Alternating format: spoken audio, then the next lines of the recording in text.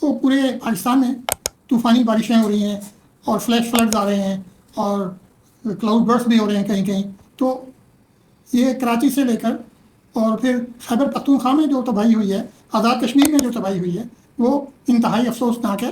اور ہم یہ دیکھ رہے ہیں کہ سارے ٹی وی چینل، سارے گفتگو کرنے والے ان موضوعوں پہ یہ دکھا رہے ہیں کہ تباہی آ گئی، رات کو طوفان آ گیا، خطرناک پیشن گوئی. میں اپنے ان دوستوں سے اور اسپیشلی جو بڑے میڈیا گروپس ہیں ان سے ایک درخواست کرنا چاہتا ہوں کہ بھائی آپ لوگ سلوشنس کی طرف کب آئیں گے؟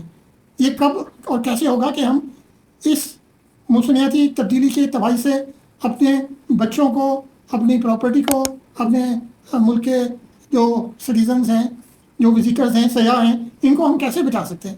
اس کا کوئی طریقہ تو ہوگا نا. ہمیں پتہ ہے، ہم یہ جانتے ہیں کہ ہمارا کنٹریبیوشن گلوبل وارمنگ میں بہت کم ہے، 1% یا 2%. لیکن جو ہمارے پر امپیکٹ ہے، جو ہمارے پر ایکسیسو ہیٹ آ رہی ہے، گرمی آ رہی ہے، وہ دوسرے لوگوں کی وجہ سے آ رہی ہے. اب ہمیں اس سے کسی نہ کسی طرح اس کا ہمیں تدارک کرنا ہے.